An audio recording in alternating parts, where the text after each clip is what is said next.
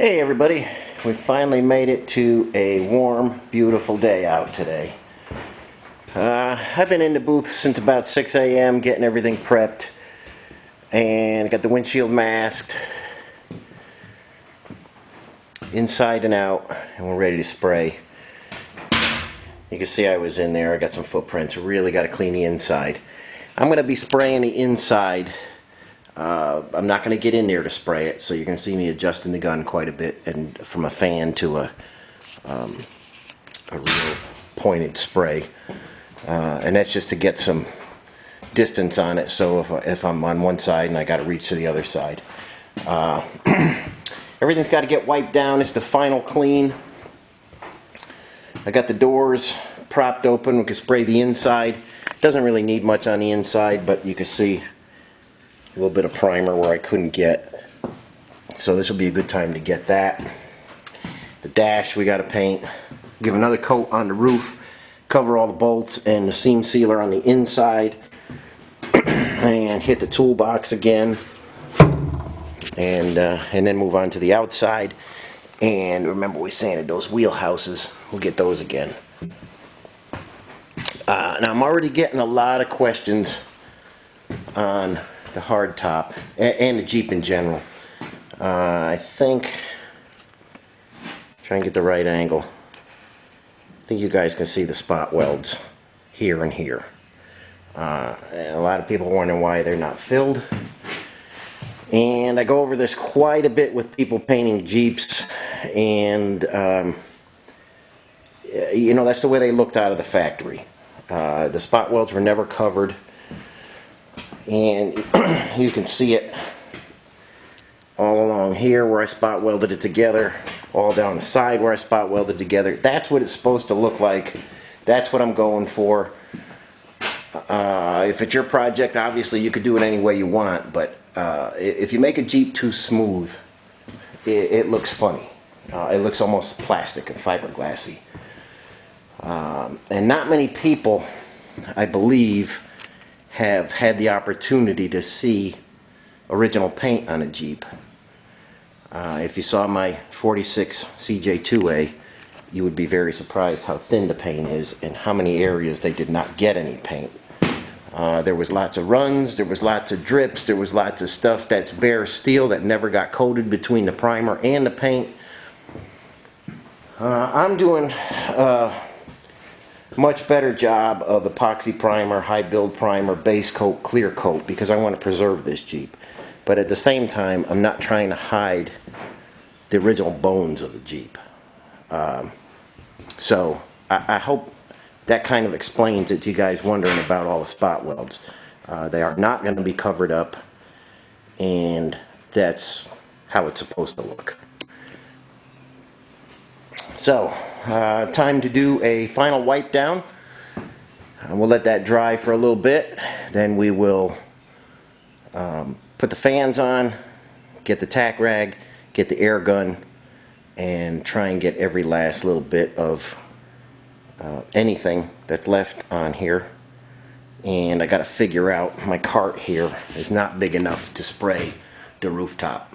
So I'm going to have to get a ladder in here to spray the rooftop. But it's going to happen inside first. Then I'll close the doors lightly. Starts from the top down. I'll start from the roof. We'll get the roof. We'll come down the doors, the cowl, and the firewall. And then we'll get the rest of the body in the cargo area and around the back and sides. And obviously we'll get the fenders. I've got to do the hood. I've got to do the fenders. So there's a lot of spraying that's going to happen today. The weather's perfect. Temperature is perfect. So we'll get after it. Okay guys, we're all washed down, and the next thing we're going to do, this is just a tack rag, and it comes out all folded up like that. Take it out, scrunch it up, and this is going to go over every surface. We're going to go over the whole entire Jeep with this. In our other hand, we're going to have the blowgun. Make sure you got nice clean air if you're going to do that. If you got oil or water in your air, it's going to make a mess. I've got separators everywhere to ensure good clean air. You're blowing and you're tacking. And it'll pick up every last little bit of everything on there or blow it away. Now the fans are going to be on when I'm doing this, so you're not going to be able to hear me. But I'm going to go around this whole thing. I'm going to go around the fenders, I'm going to go around the hood, the top, the inside, everything with this tack rag and the air gun. I believe that's just as important as anything else for keeping junk out of your project. So whether you're doing this in a booth, in your garage, wherever, anywhere you point that air gun is where your spray from your paint is going to go. So if there's anything hidden in there, the air gun's going to blow it out and your spray gun will not. So we're going to go over the whole thing, and I'll show you just a quick how that goes. And it's very important. I think it'll save you a lot of headaches and a lot of garbage in your paint if you do that.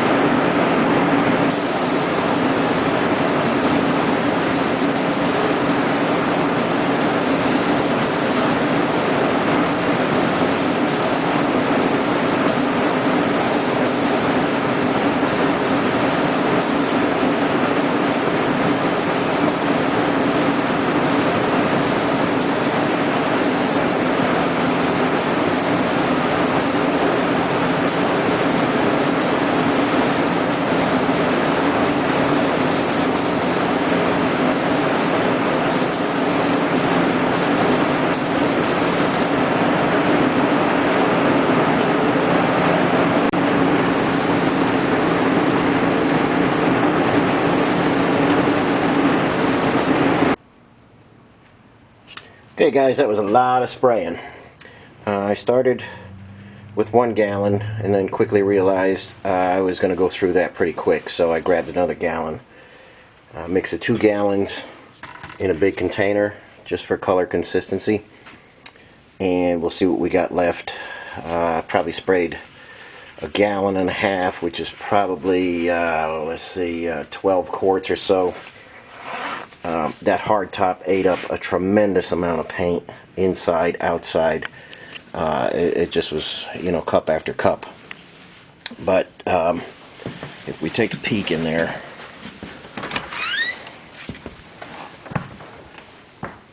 everything is now in red base. Very happy with the turnout. Before it dries, you can still see a gloss in it.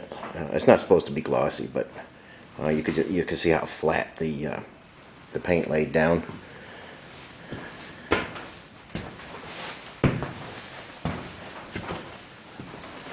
So now we got to go around and do the clear, which will be hopefully this week, and I've got 2 gallons of that as well, so that'll give me 16 quarts, and we're probably going to use most of that. So it does eat up a lot of paint and clear, but here's what it looks like all based.